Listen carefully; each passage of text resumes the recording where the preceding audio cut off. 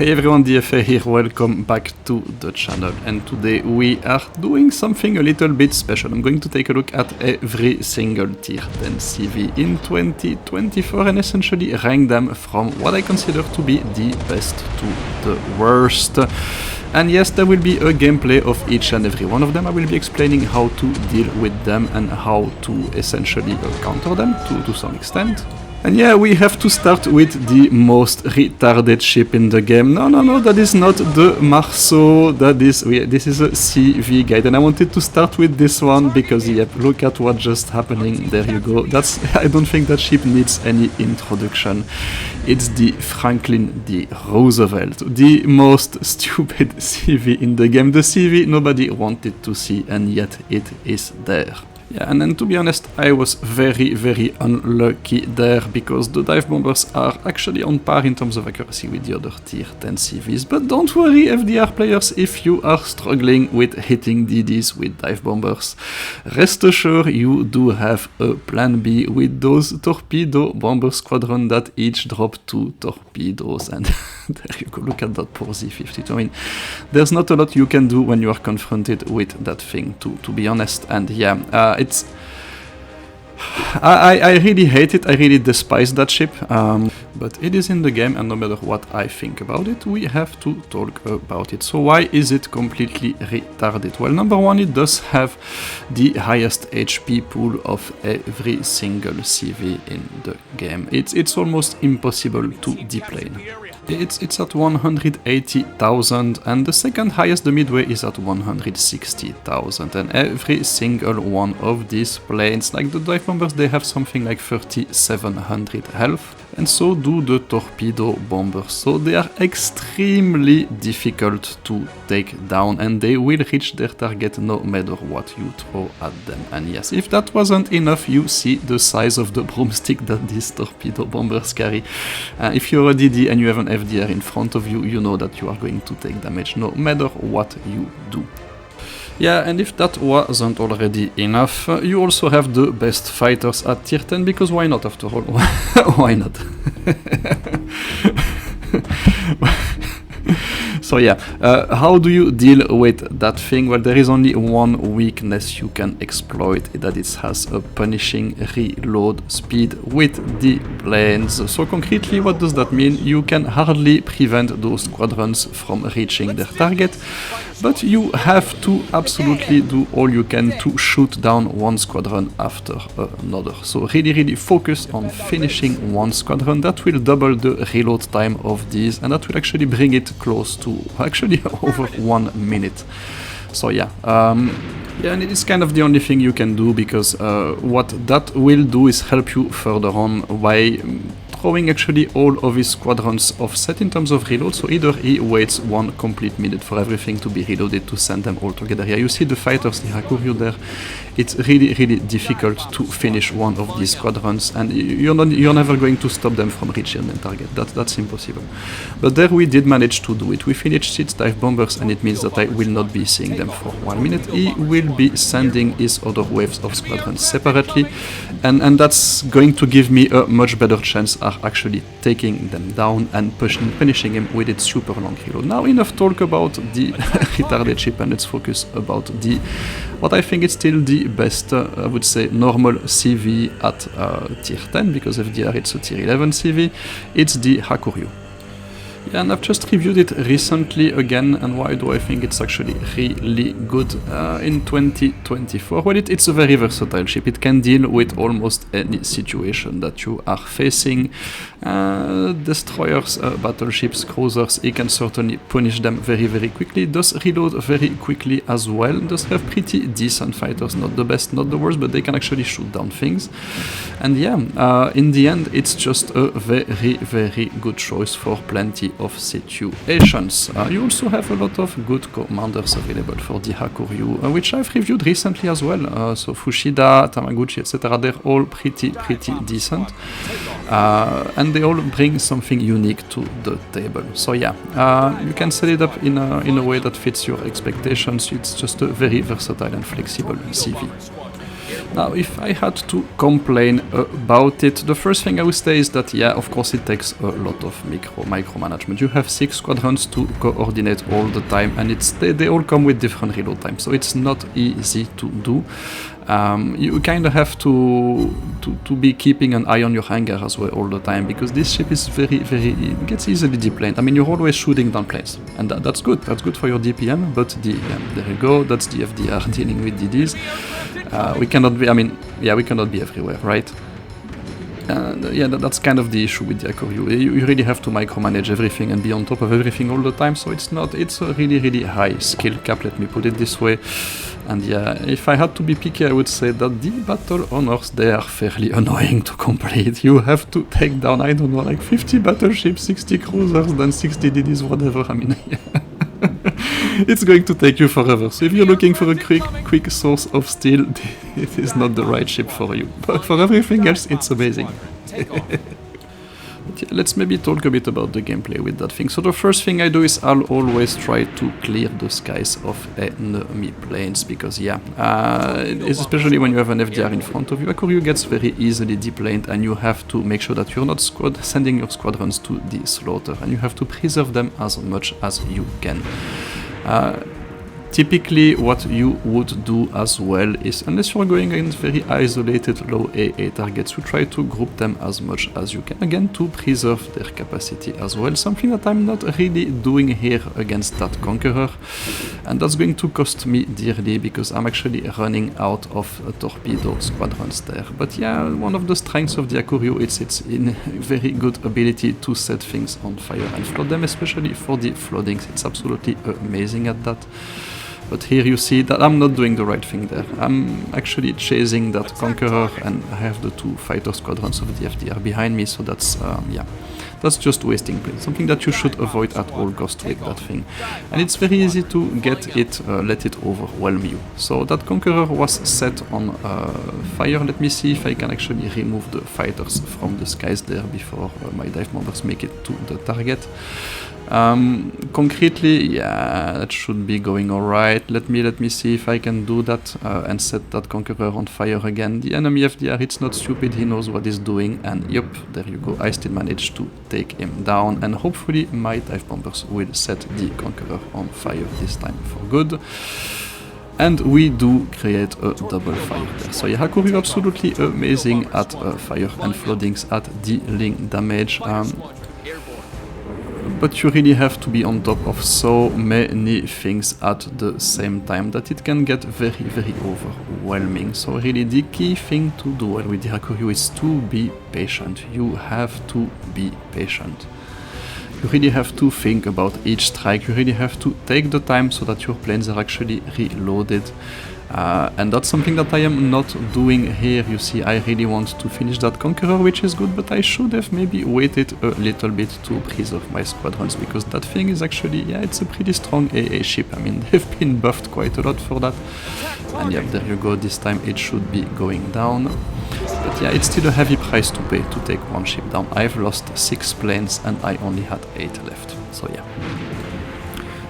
So really patience is key, especially when you're up against an FDR. We will punish you for every mistake that you make, and yeah, I'm taking down one of its fighter squadrons there on top of my G9, so that's good, but I do not manage to take down the other one. We are still a little bit behind in that game, so we've done a fairly good job so far, but you see that, yeah, we've only shot down 5 planes of that stupid annoying CV, so yeah, but yeah, 5 fires, 3 floods, that's exactly what that thing is really good at. Yeah, and I think the versatility is what keeps it on top of the table for me in 2024. It's still so much, it's still very capable in every single situation, and you really have to just think about what you're going, think on how you're going to use your planes, because now at the most critical moment where we really have to be dealing damage, I am letting my team down. I do not have any torpedo bomber squadrons anymore, and so yeah, there is nothing I can do to finish that Republic, and we are going to be losing that game, because oh no, we are not, and yes, oops, we still are. Because that stupid FDR shot down a plane, a ship at the end of the battle, right as the counter was reaching 0. So yeah, I fucking hate that ship for a reason. I hate it with all my heart. But Hakuryu, absolutely amazing in 2024. And yes, moving on to the next CV, it's the Malta, and we do have a Malta versus Malta showdown here with 2 battleships and 4 destroyers. So yeah, why did I pick the Malta in the 3rd position? Well, there are a couple of things going for it. And so, number 1, it's absolutely fantastic at damage over time. It does have a pretty reasonable chance of setting ships on fire and a pretty reasonable chance of flooding them as well. Whereas, for example, the Midway will be very high on the fire chance and the Hakuryu very high on the flooding chance. This one is actually fairly well balanced. And so what that concretely means is you can reasonably expect to be setting something on fire or flooding it for every wave that you are going to send. And you will be sending those waves one after another because it also has a pretty big HP pool. So it's not super easy to deplane. And finally, yeah, so it's actually fairly easy to play. It's really easy to play. It's a very forgiving ship. And the battle honors are also very easy to do, so if you're looking for steel, that kind of things, then the Malta is a good ship for that. And so yeah, what that concretely means, all these things, is that you see me actually playing the damage over time game from the beginning of the battle, and we do set that Colombo on a triple fire right away. So what I'm going to do is I'm going to pull back my torpedo bombers, wait until the damage control kit is on a cooldown, and I'm going to send them again and to try to keep it flooded. I can actually do that because I do have a reasonable chance of, number 1, doing it, and number 2, I do have the anger to be able to cope with that.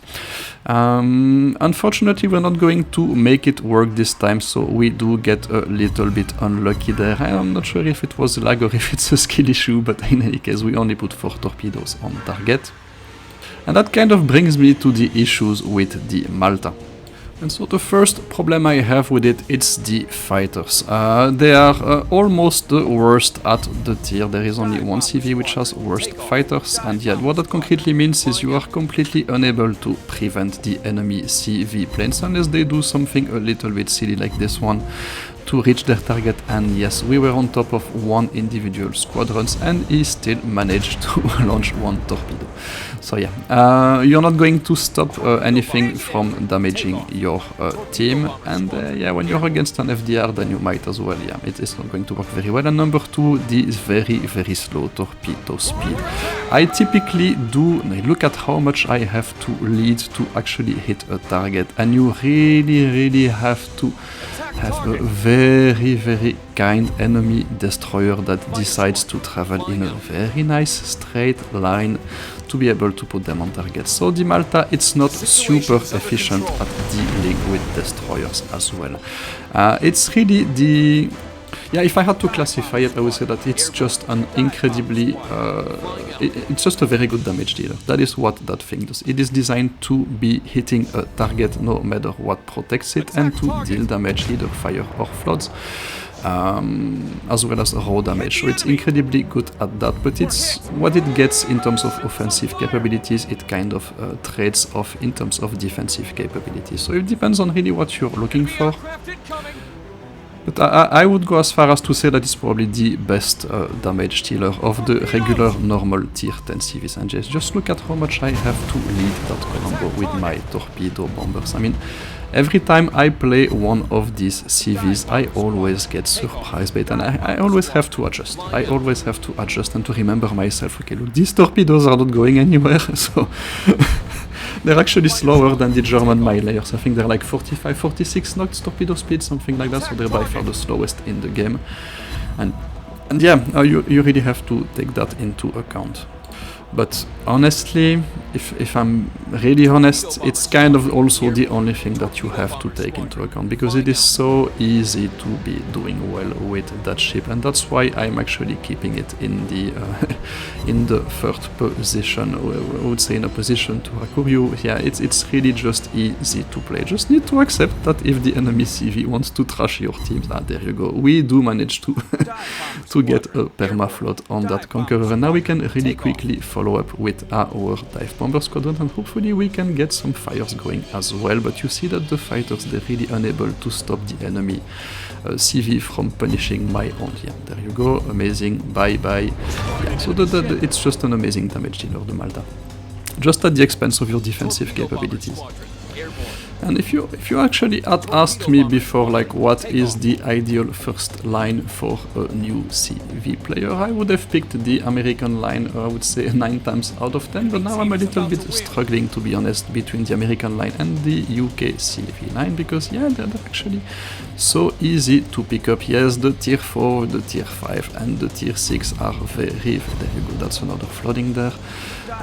So yeah, we're already at 3 floods and 4 fires in that battle, and it's far from over, so yeah, it's really good at that. So they're pretty easy to play. Yes, tier 4, 5 and 6 are going to be really going to suck, but as of tier 7 it gets better, and 9 and 10 are actually very, very good and decent ships. So if you're looking for high-end gameplay and you're a new CV player, that line is certainly the better one for you indeed, because they bring all the characteristics that you want in a CV.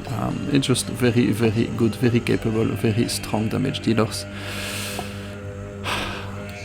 And yeah, maybe a little bit too unbalanced, to be honest, because yeah, there's not a penalty. There's not a lot of penalties there. You see, I've been sending my planes like 2 by 2 for the entire battle here. So yes, I did pick isolated targets, but still targets with really strong AA, for example like that Conqueror, and I still have a very, very comfortable hangar. I am absolutely far from getting deplaned at the end of the battle. So yeah, pretty easy to play, pretty easy to do well in, pretty capable damage dealer. And yeah, that Colombo, this time I'm certainly going to, yeah, I'm not going to get it, but but we are going to win that battle because of that. So yeah, that's good. And yeah, are we actually going to win that battle? Because yeah, the enemy CV is still pretty much in action and we don't have a lot. Yeah, our Colombo is not going to be, yeah, it's not looking very good at the moment. And yeah, that's kind of the conclusion of the battle for the Malta. The enemy Malta takes him down. And so yeah, even though we almost reached 100,000, we are still losing that battle because we were unable to deplane or prevent the enemy CV from landing that final strike. So kind of a fitting conclusion for what I think about the Malta. Still a pretty strong ship overall. Now let's move on to number 4, and number 4 it's the Admiral Nakhimov. I've put it as number 4 because if you think the Malta is a little bit too soft on offensive firepower and a little bit too compromising, then this thing does not make any compromises. It's just the it's just one of the most broken damage dealers at the game. It's just all about damage. It's all about damage. That is what that thing does. So to put things in perspective, you are sending about 25 planes per wave, 10 dive bombers and 15 torpedo bombers. So obviously you're going to set everything on fire and flood everything. It's just a ridiculous amount of damage that you're able to deal per wave with that thing. And if that wasn't enough, you get a Smolensk on each side of the ship. So essentially what I mean, you really have the same firepower as a Smolensk on each side of the ship with your guns. So yeah, the range is not the same, it's only 8 kilometers, but if you manage to get close enough to a target, you will melt it down absolutely no problem, and you will see me do that by the end of the game. So it's something, honestly, for all the talk about the Manfred being the brawling CV, this is the brawling CV. This is the one you want to engage with your, you want to find targets that you want to engage with your guns, because you will absolutely destroy them. Okay, now with all that firepower comes severe consequences, and I think Wargaming has done an excellent job of balancing that CV9, the Soviet CV9, because these planes are just incredibly weak, and your hangar, it's the same size as Hakuryu's, but you will be using your planes left, right and center. So yeah, it's just so easy to get D-plane with that thing that you really have to watch out for opportunities on the battlefield, and typically do not do what I'm doing there, which is sending my torpedo bombers right into two ships, because none of them will actually make it back. So yeah, you do have a pretty big hangar, but you get D-planes so easily that, yeah, and it's also the same with the fighters, by the way. So there you see they're going to follow those dive bombers because I'm not paying too much attention, and boom, the fighter squadron disappears on top of that Vermont. So you kind of have to assume that you're only getting 3 strikes with that thing, and you have to make them count as much as you can. Yeah, and so how do you do that? Well, you watch for situations on the battlefield. Just look at what's happening at B there. We have a DD close to a Grosser Kurfürst. The Grosser Kurfürst gets flooded, and that is telling me 2 things. Number 1, so he's either going to damage con and I can follow up, or I can actually flood him, set him on fire, so I'm immediately sending my dive bombers. Yeah, there you go, that's it. So, because he was apparently not able to damage con. So it's really how you have to play that thing. You have to play it like an assassin. And then, you know, and there's no point for me going into that GK, going after that GK, because it's already on a flooding. So I'm going to see if I can actually finish that Minnesota instead. So we do kill the Kurfürst. And so yeah, it's an assassin. I think it's an incredibly interesting playstyle what Wargaming has done with that line, because they're all the same. They all have to, you really have to watch out what's happening around you, watch your surroundings, and assume that you can only send your planes out 3 times per game, and you have to make it count. And that's exactly what we're doing here. We've already got 2 kills, and we've done a fairly good job at taking out these 2 targets. So yeah, as always with the Nakhimov, you ask yourself the question, what will be the next move? Because we do have the Midway right in front of a battleship there. I'm going to leave it to my battleship to finish it. And I'm going to focus a bit more on that Vermont, because yeah, it's right in front of one of another ship, which is probably not going to be able to take him out on its own.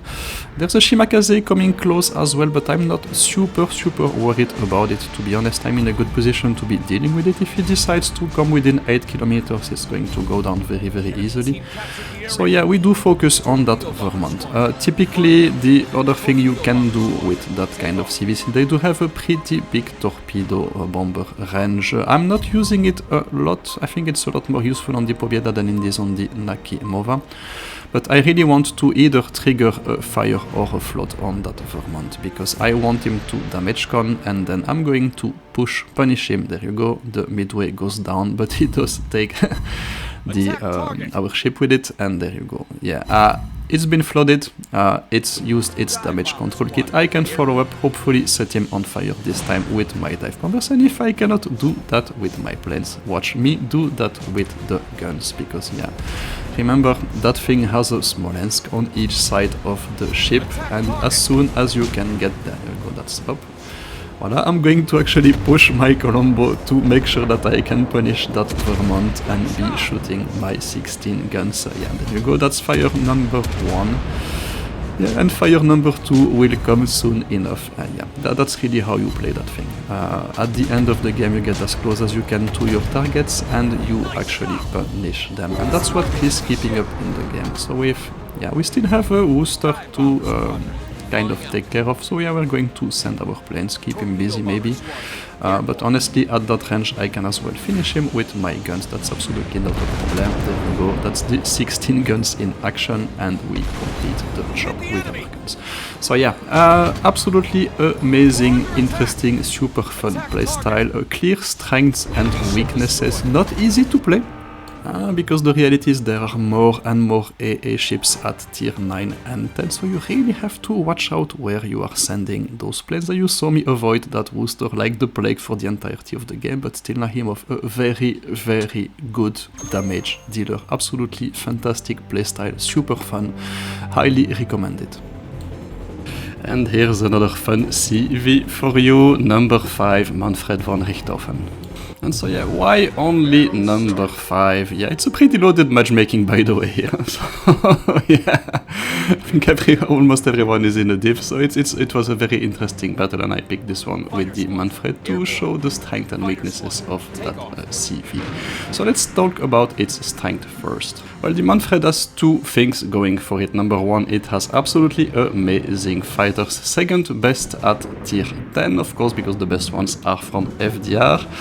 But yeah, so you're pretty much able to stop enemy planes coming at you and being very, very annoying. So they're very powerful, and you do also have a really, really good, almost insane levels of DPM. So the damage output of that thing is certainly very, very good indeed.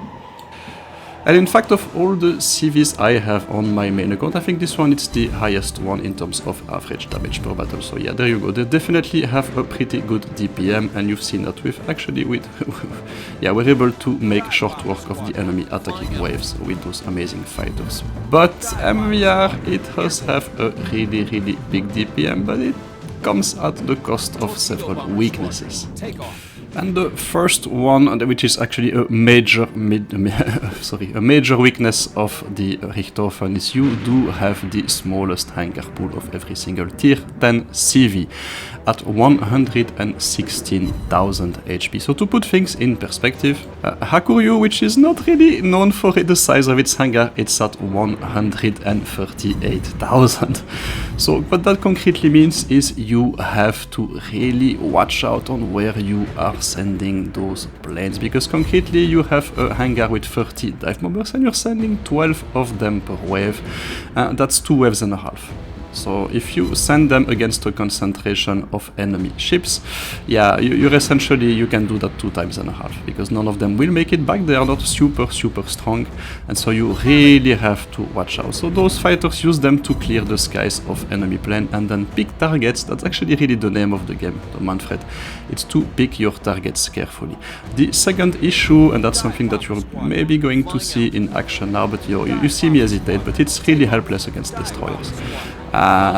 It's not going to function very well against them, because those AP bombs, they will typically overpen, and so they're not going to deal a lot of damage. And your torpedo bombers, sorry, you see that, yeah, you're sending I think 7 of them, so probably if you're lucky you will get 3 torpedoes on target on a destroyer, so you're kind of wasting them. So Manfred, it's very, yeah, it's not very good against destroyers, and you do meet a lot of these at tier 10. Yeah, but the FA, it has auto secondaries with a range of 9 or 10 kilometers, so I'm not sure exactly. Yeah, but those secondaries, the auto secondaries, are honestly at max range. They're only going to hit battleships, because yeah, they're certainly not going to hit any destroyer. You would have to be within like 5 or 6 kilometers of them, and they would have to be sailing in a nice straight line parallel to you for your auto secondaries to actually hit anything. So, how do you actually play the Manfred? Well, just look at what I'm going to do there. So I've been super careful with my planes from the beginning of the battle, and yeah, I've sent them on targets that were relatively short range, quite isolated, like that small lens. Typically you want to go against cruisers, other heavy cruisers, battle cruisers, etc. So things that you have a high chance of citadel, but your priority target, as soon as it becomes available, it's the enemy CV. That is where you will land most of your bombs, and you will get citadels every time you will attack.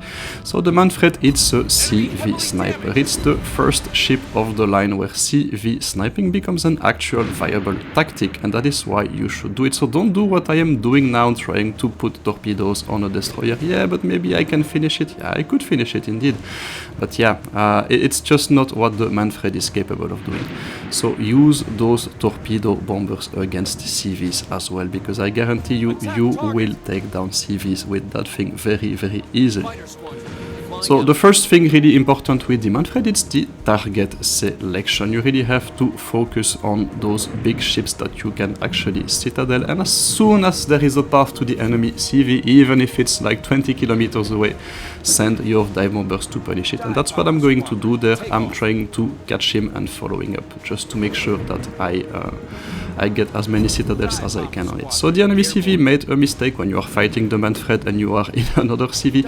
Do not get isolated. Always have one ship between you and him. The other thing you want to do, and I don't think that you see me do that in that game because it's still a fairly comfortable situation in terms of plane count, but I do alternate between my torpedo, there you go, that's another citadel. I do alternate between my dive bombers and my torpedo bombers. So what do I mean by that? Typically your dive bombers are your main source of damage. You have to preserve them as much as you can, and so that's why you usually wait for your torpedo bombers to be fully reloaded before sending them first, before your actual dive bomber. So that's a good way of preserving the health pool of your dive bombers. And finally, what you will want to do once the enemy CV is actually out of the game, which is going to happen pretty soon. You know, if I had sent that wave of torpedo bombers a little bit earlier in the game, before how would you say, before trying to focus, instead of focusing on the enemy DD, then it probably would be gone by now. But once the enemy CV is gone, please use your fighters to soak up the AA damage. So sacrifice your fighters to make sure that those dive bombers are actually protected, because I'm already running out of dive bombers. You see that my third squadron, it's only one plane, but it's okay, we've taken out the enemy CV and we are winning that game for us. Another thing that you will notice with the Manfred is it cannot really play the damage over time game because it has no source of setting up fires. That's alright, actually you don't really need that. You do have enough damage potential provided you are really careful with your planes. So yeah, if I had to summarize Manfred and why it's number 5, it's because it's actually pretty tricky to play. You really have to watch out and preserve your planes as much as you can. I mean, look at my hangar. It's over. It's the end of the battle and I almost run out of planes. So yeah, very tricky to play. Do not get into a brawl with that thing. You will get deleted, really. Be careful when you engage, really, because it can be very rewarding but also very unforgiving CV. And now let us focus on a CV that doesn't really have too many problems fighting destroyers. I'm talking about the Eagle in the 6th position in the ranking. So why is the Eagle only 6? Well, it does have a series of advantages but also major disadvantages. Let's take a look at them. And yeah, if I had to put one qualification on the Eagle, it would be it's a destroyer hunter. It has all the toolkit you need to be terrorizing destroyers. You get AP dive bombers that drop multiple bombs. They will typically hit destroyers for 3,000-4,000 per wave. So yeah, it's actually a fairly big amount of damage for a destroyer. So the DPM is actually on par with the Midway. From that perspective. Then you get 2 torpedo bomber squadrons. So yeah, they're British torpedo bombers, so it means that you have to lead quite a lot, but you also get the tactical attack squadron, and that's a squadron of torpedo bombers. Yeah, that's 2 planes that you can actually use 5 times per battle, not more. And yeah, they're impossible to shoot down, essentially. They're super quick, like they go twice as fast as the regular planes. So they can be destroyed by AA, so you want to be careful where you actually engage with them. But concretely, it's a lot easier to hit destroyers with them as well, because they're super quick. Destroyers typically do not really have the time to react, so the Eagle, it's the perfect destroyer hunter. Yeah, and unfortunately I'm afraid that's about it, because it does come with a series of big issues. Let's talk about them. Yeah, and the first one to be addressing the elephant in the room. So of course it's really inferior to the FDR in every single aspect, and yeah, it's also from inferior to the Malta as well. It's really, I mean, it's not free. It's pretty fucking expensive, and honestly, if I had to spend that kind of money on a tier 10 CV, I think the choice is pretty obvious. I would be spending it on FDR and not on that thing. The second, so yeah, I mean, that's kind of the issue what Wargaming has to manage now. They've introduced the first tier 10 premium CV, made it stupidly broken, and so of course every single one that will follow will actually be competing for the same dollar or euro money and will be judged against that. So there you go, that's the tactical bomber squadron, by the way, being used against that Malta there. And yeah, the other thing is it's kind of limited in terms of damage over time capability, so you do not have any source of setting fires. You can only set floods with your dive bomber, with your torpedo bomber squadron, your tactical attack squadron, but it's not a guaranteed hit. That's number one. And number two, you cannot really send all your planes separately all the time with the Eagle, because it's a very easy ship to get deplaned, if I'm honest. It will happen quite a lot. Not with your dive bombers, they're actually pretty solid, but your torpedo bombers, they are not. And finally, it does have the weakest fighters at tier 10. Those fighters would be average at tier 8, and you are bringing them to a tier 10 gunfight. Just forget about any chance of stopping planes from FDR or Midway or most of the other CVs, to be honest. So yeah, you're not going to be able to do much about that, I'm afraid. So yeah, it's not a bad ship, but honestly, if I have to spend money on a CV, it's certainly not going to be this one. Yeah, and it's, how would you say it? Yeah, the tactical bomber squadrons, they're actually pretty funny. They're not necessarily making your life easier, because you have to be on top of them all the time. You cannot really combine a strike with these with a strike of your torpedo. Well, I think you saw me try that maybe a little bit earlier in that battle. It really did not go well. There you go. I think it's the moment right now. So yeah, the user interface, it's not great, and so really when you are launching those squadrons, you really have to focus on them 100% of the time, and hopefully you can actually get another flooding, and yeah, that's not the case. So you see, in damage over time, it's not really great with that thing. But the AP bombers, they're actually quite decent, and you can certainly deal your damage. That's not a problem. It can function as a damage dealer as well. It's just not going to be as efficient as the Malta. It's certainly not going to be as free to play. That's pretty sure. So yeah, the Eagle, it's kind of a case of a ship that has been power crept as soon as it came out, and yeah, that's kind of the issue when you release something like FDR in the game now. Every single CV gets judged against it, and yeah, I think they've done a really good job, for example, with the Manfred and with the Nakhimov, giving them their kind of niche, but with this one it was a bit more complicated. So yeah, and those fighters, they're really annoying to deal with, because that's why you saw me took down the enemy CV as soon as I had an opening in that battle, because yeah, I knew that I was not going to be able to stop it, and it was Malta, so you see me parking my fighters next to that Shikishima there to attract as much A as I can. But yeah, I'm almost running low on tactical torpedo bombers. I'm running the tactical squadron now, and let me see if I can actually follow it with the strike for my torpedo bombers and hopefully get another flood. Yeah, we'll see maybe, but you see, all the time you spend managing those squadrons and multiple torpedo bomber squadrons. I did not watch my positioning. The ships or the battleships that were right in front of me, covering me, have moved on, and I have not, and I am going to pay a pretty heavy price for that. So there you go, Eagle. Not that easy to play as well.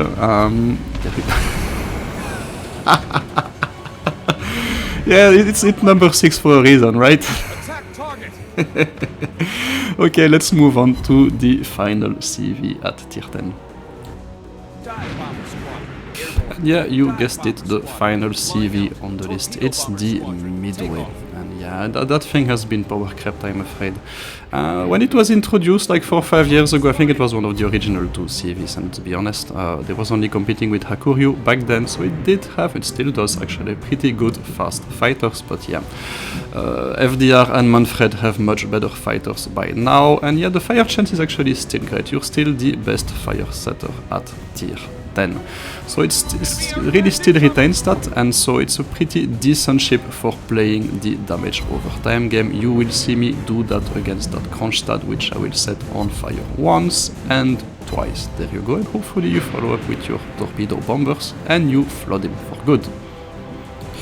Yeah, but unfortunately those dive bombers, they are fairly inconsistent. Yes, against a big target like that Kronstadt, they will certainly do their job, but against anything smaller, yeah, they're the most inconsistent dive bombers in the entire game.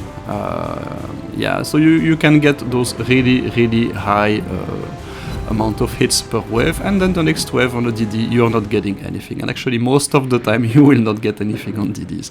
So yeah, they're very inconsistent. As a consequence of that, the Midway it's actually not great against destroyer, because yeah, for the same reason as the Manfred, you do have a pretty big torpedo bombers squadron, but yeah, it's not going to be of much use when you're only putting 3 torpedoes on target against a DD. And so what you kind of have to do with your Midway, because yeah, you also have a fairly long reload. It's only the FDR is doing worse, but it's not doing a lot worse, to be honest, and in terms of firepower you are really far away from FDR. So what you have to do with the Midway in 2024 is really try to follow fire and floods all the time, play it a bit like a Nakhimov. Because when it was, yeah, and that's what you see me do on that Montana was actually hit before, set on fire, I think, and I immediately followed up the one behind it as well, but this is the one I picked up because it was fairly isolated. And that's really how you deal damage with the Midway nowadays. You really have to use the small amount of planes that you have to really watch out for these opportunities. And really make every strike count, because yeah, the gimmick of the Midway when it was first released was kind of betting on that.